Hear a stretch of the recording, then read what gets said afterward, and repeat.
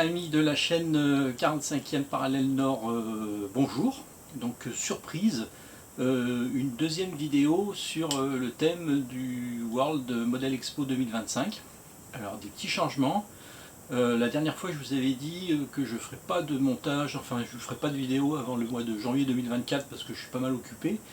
Mais j'étais assez surpris, c'est que la dernière fois quand j'ai posté la première vidéo, en 24 heures j'ai eu à peu près 400 vues. Alors je me suis dit, il y a deux choses. Soit effectivement il y a beaucoup de personnes qui seraient intéressées pour suivre le montage de la scénette. Dans ce cas-là, je ne vais pas vous faire attendre jusqu'au mois de janvier. On va commencer tout doucement, ça c'est la première des choses que je me suis dite.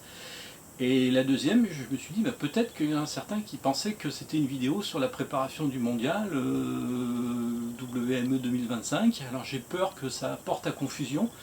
Donc ce que j'ai fait, c'est que je vais l'appeler différemment. Au lieu de l'appeler WME 2025, qui pourrait porter à confusion, j'appelle la série Préparation WME 2025. Donc ça portera peut-être un peu moins à confusion. Donc si effectivement il y a beaucoup de personnes qui sont intéressées pour suivre les montages, on va y aller par petites étapes, ça va vous faire patienter avant le gros qui sera l'année prochaine. J'ai intitulé cette vidéo avant de débuter, on s'organise. Pour moi c'est assez important, donc on s'organise l'espace, le lieu de travail, donc je vais vous le détailler un petit peu là ce soir, mon atelier, mon petit atelier, et on organise le temps.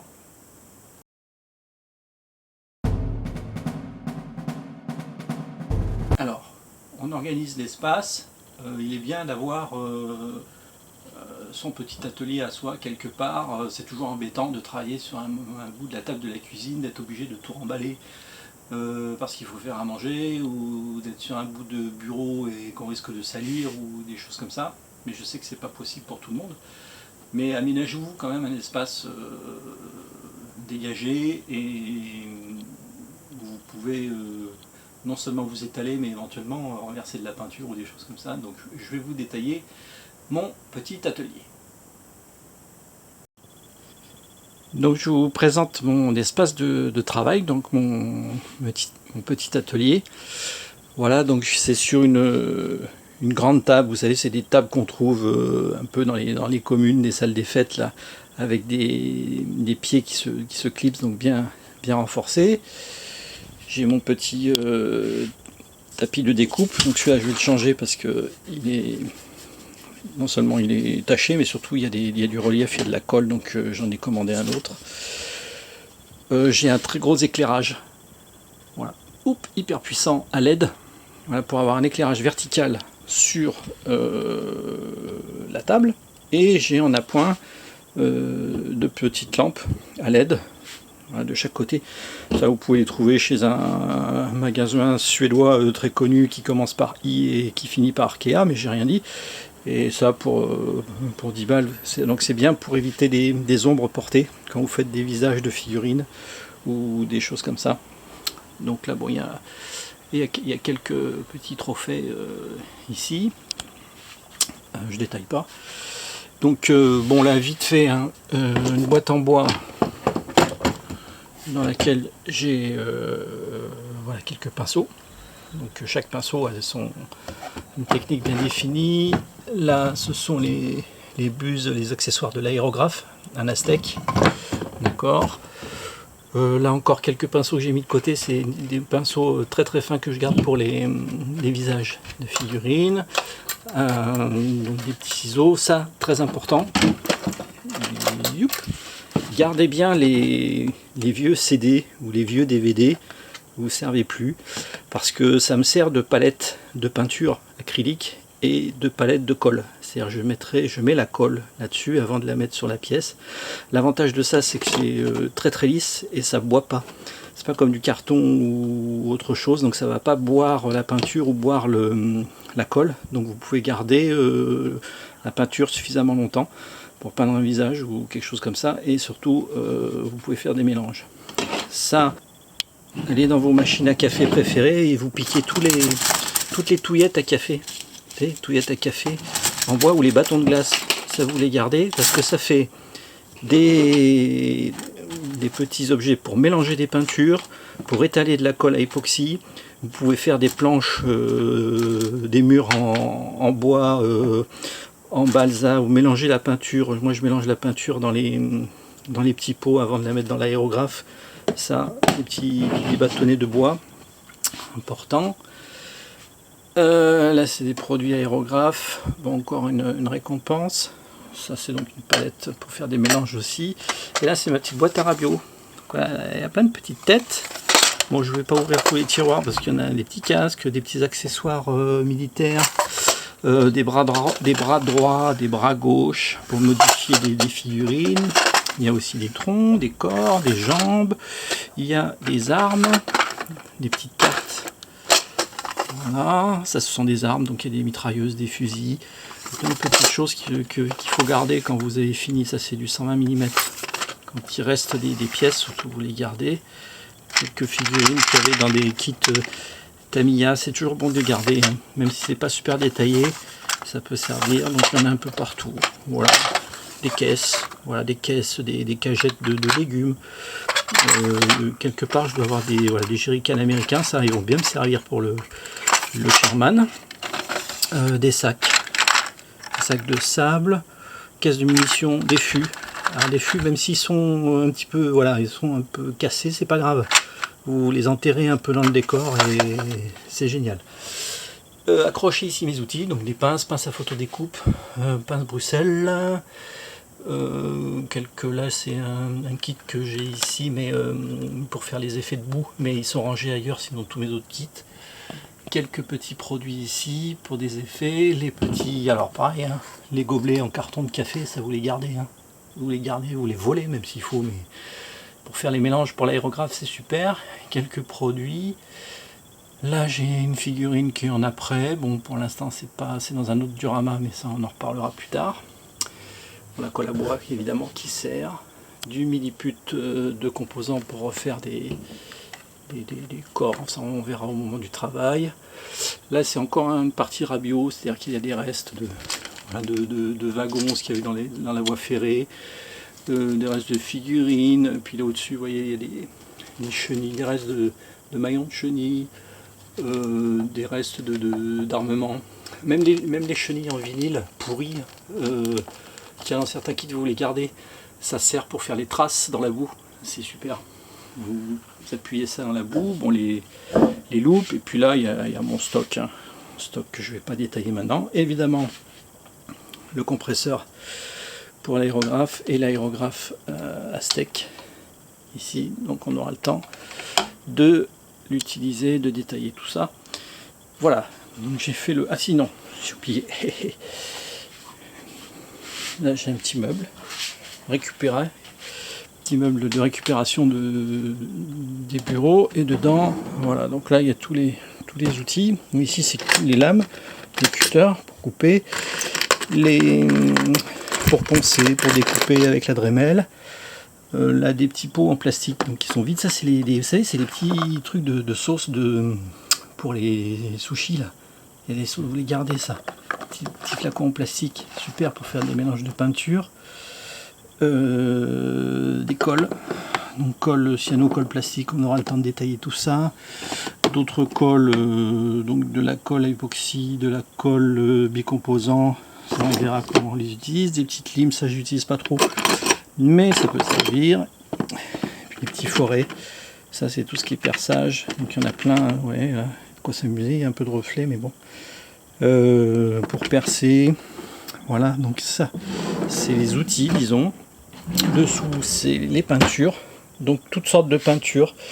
Voilà, ça c'est les peintures pour faire les... Non, je vais essayer de me mettre plus droit quand même. Les peintures, ça c'est pour faire les visages. Ça c'est pour un Mirage 2000, donc je les ai gardés comme ça. Après il y a différentes couleurs. Voilà. Gardez bien les vieux pots en brol aussi.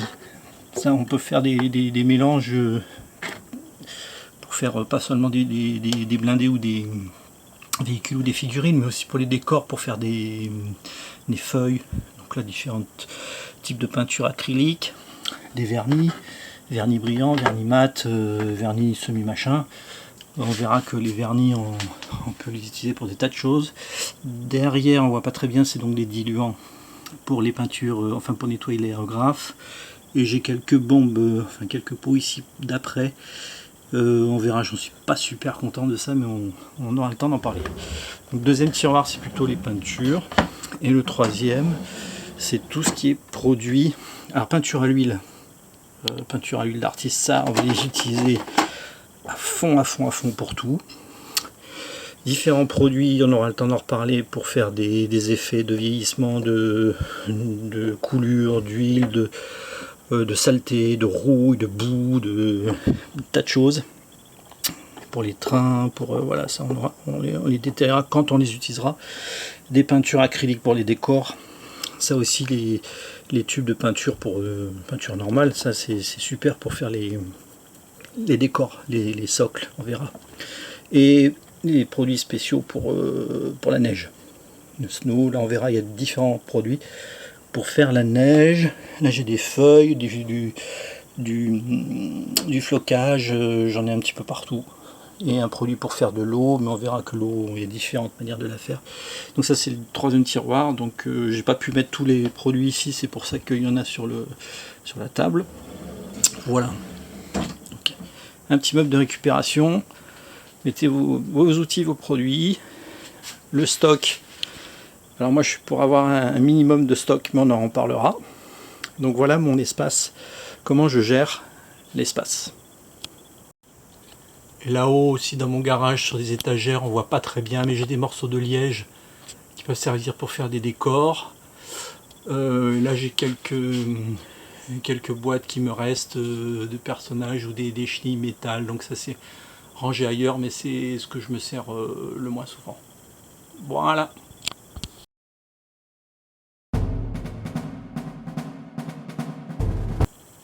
Donc une fois qu'on a organisé l'espace, moi j'appelle ensuite organiser le temps. C'est-à-dire, il y a une chose qui est assez importante, enfin pour moi, c'est que quand on fait une maquette, ou quand on fait un diorama, ou quand on fait une scénette ou une figurine, il ne faut pas vouloir la finir, il faut vouloir la faire. Parce que si on veut finir, on va aller trop vite, on va omettre des détails, on va bâcler certaines choses, du montage, de la peinture, et on va avoir pas forcément un résultat satisfaisant. Donc ce qu'il faut, c'est vouloir la faire. On la fait, on commence par coller des pièces, ensuite on met un peu de mastic, puis un autre jour, quand on a le temps, on va poncer, puis après on va mettre l'après, puis après on va faire la peinture, puis hop, tiens, un jour, miracle, c'est terminé, et c'est propre, c'est ce que je voulais, etc. Donc là, c'est quand j'ai pas de limite de temps, je me donne le temps de faire proprement mon projet, ma maquette. Là, le souci, c'est que pour le World Model Expo 2025, j'ai un impératif de timing. C'est-à-dire que je sais que, si tout se passe bien, l'exposition concours aura lieu en juillet 2025, donc il faut que la scénette soit finie avant, en juin 2025, parce qu'après, moi, je me donne toujours un petit mois où je vais tourner autour, je vais la regarder sur toutes ses facettes, je vais me dire, mais là, il y a un petit truc qui ne va pas, je vais rajouter un petit brin d'herbe, une petite branche, un petit sac, un petit paquetage, une petite caisse pour cacher quelque chose qui ne m'aura pas plu. Donc il me faut un petit mois pour continuer à regarder, pour me dire ouais ça y est, là cette fois c'est nickel. Donc juin 2025. Ce qui veut dire c'est qu'il va falloir donc que j'organise mon temps. Et moi je travaille par objectif. Ouais, il y a les objectifs. L'objectif final, qui est dans ce cas juin 2025, la scénette doit être terminée. Ça c'est mon objectif final. Ensuite, je vais avoir des objectifs intermédiaires, c'est-à-dire que je vais me dire, juin 2024, il faut que j'ai fini ça et ça. Décembre 2024, il faut que j'ai fini ça. Pour qu'ensuite, entre janvier 2025 et juin 2025, je fasse encore autre chose. Donc ça, c'est mes objectifs intermédiaires. Et ensuite, je vais travailler par objectif à court terme. C'est-à-dire l'objectif à court terme, ça va être quoi? Ça va être ce que je vais faire pendant la séance. Tout simplement. Donc là, je sais, on a vu dans la dernière vidéo qu'il y a 2 blindés à faire. Il y a un panthère avec un full intérieur très détaillé. il y a un char Sherman donc, qui est moins détaillé parce qu'il n'y a pas l'intérieur à faire. Et il y a environ une quinzaine de figurines et un décor. Donc comme je vous avais dit, pour que ça s'harmonise bien, qu'on puisse juger du travail au fur et à mesure du temps, il faut travailler toutes les pièces en même temps, en parallèle, pour que ça se construise dans tous les côtés, aussi bien du côté du Panthère que du côté du Sherman, que du côté du figurine, que du côté du décor, que ça se construise en même temps pour qu'on arrive ensuite au résultat final. Donc, moi je vais partir du principe que, admettons que je travaille une semaine d'affilée chaque soir, je vais travailler 2 soirs sur le Panthère, un soir sur le Sherman, 2 soirs sur le Panthère, un soir sur les figurines, 2 soirs sur le Panthère, un soir sur le Sherman, comme ça, comme il y a 2 fois plus de travail à peu près sur le Panthère, tout ça, ça va se construire un petit peu en même temps. Et ensuite, ça va prendre forme tout doucement. Voilà comment j'organise le temps. Donc ça va être, je vais essayer de m'y tenir. Alors c'est vrai qu'au début on fait beaucoup de montage. Après j'aime bien alterner un peu de montage, un peu de peinture pour pas que ce soit trop lassant. Mais là je vais me donner ces objectifs là. 2 soirs sur le Panthère, un soir sur le Sherman, 2 soirs sur le Panthère, figurines, etc. Et de temps en temps le décor parce que ce sera un petit peu plus rapide. Voilà comment je vais gérer mon temps. Ensuite on verra au fur et à mesure comment je gère à la séance. C'est-à-dire qu'à la séance il y a par exemple une sous-partie petit 1 où il va y avoir un sous-groupe du moteur, un sous-élément par exemple du moteur à faire, une petite partie 2 avec l'élément du moteur complet, admettons, et bien je vais me dire ce soir, je lève pas le camp tant que j'ai pas fini cette partie 1 et cette partie 2. Voilà, tant que j'ai pas fait une dizaine de pièces ou une quinzaine de pièces, et ben je continue. Et je m'arrête par contre au moment où j'ai décidé que j'arrêtais. Sinon je vais entamer autre chose, ce sera à moitié fait, il y aura des petites pièces qui vont traîner par terre, partout, pardon, et risque par terre après aussi, donc ça risque de ne pas être terrible. Donc voilà comment on gère le temps, voilà comment on gère l'espace et comment on gère le temps. Donc pour vous faire patienter jusqu'à la fin de l'année, je vous présenterai, parce que là j'ai fait une commande sur ce qui manquait au niveau du thème, c'est-à-dire il manquait des parachutistes, il manquait des figurines, et je vous présenterai ça la prochaine fois.